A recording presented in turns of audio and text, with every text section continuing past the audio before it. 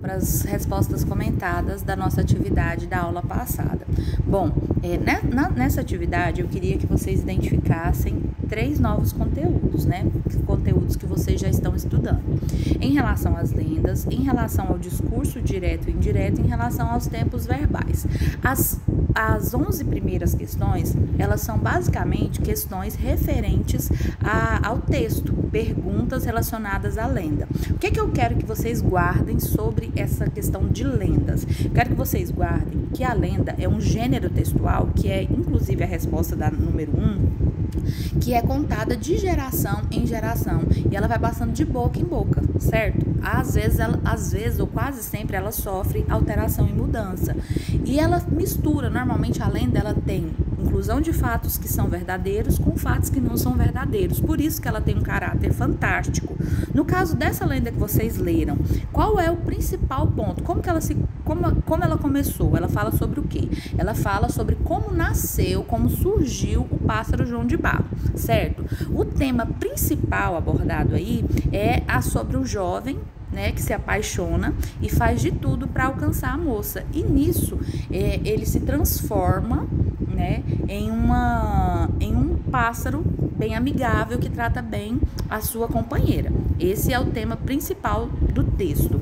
Em relação aos pontos fundamentais, como eu disse para vocês que estão perguntando aí na número 4. Ponto principal sobre lenda.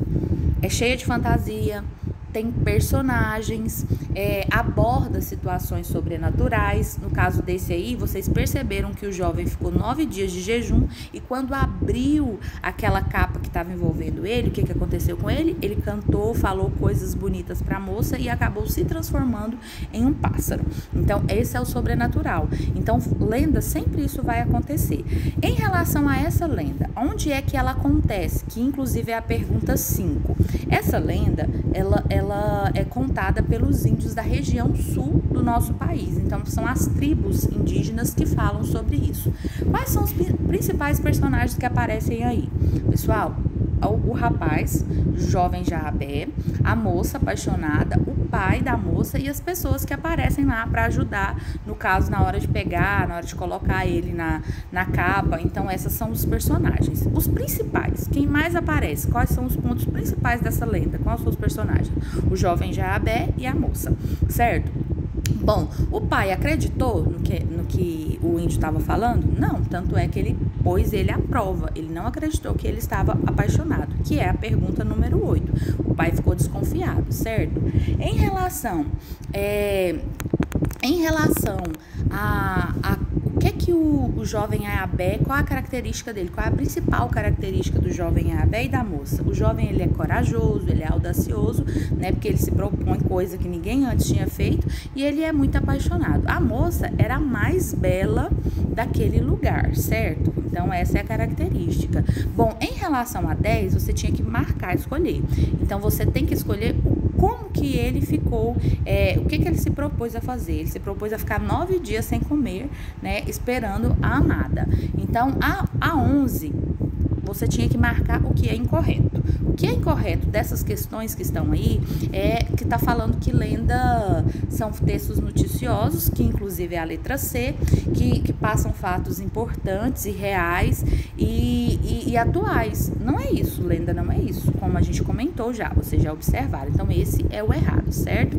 Bom, em relação, pessoal, à questão 12, vocês deveriam identificar para que são utilizados esses travessões aí no trecho, né?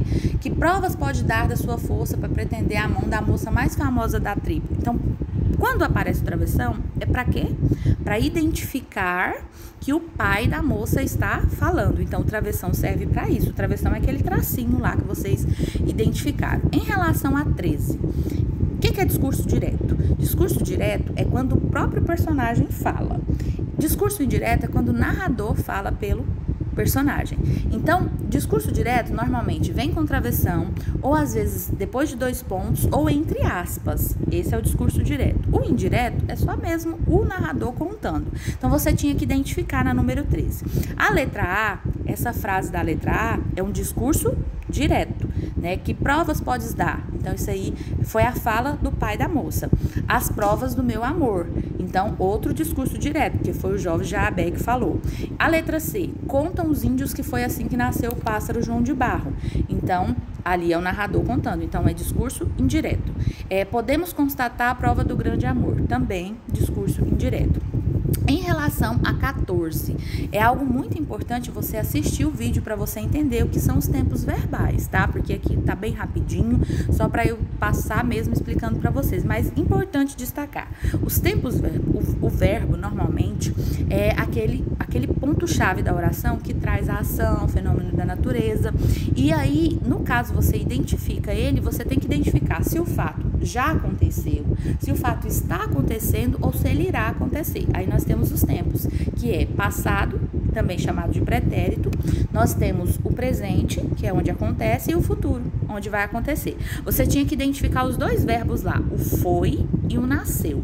Foi é algo que já aconteceu. Então, é o pretérito perfeito do indicativo, certo? É algo que já aconteceu e está acabado. Então, foi. E está na terceira pessoa, né? É eu, tu e ele. Então, ele foi, certo? O nasceu também está no pretérito perfeito do indicativo e também está na terceira pessoa. Você tinha que conjugar esse verbo aí e identificar.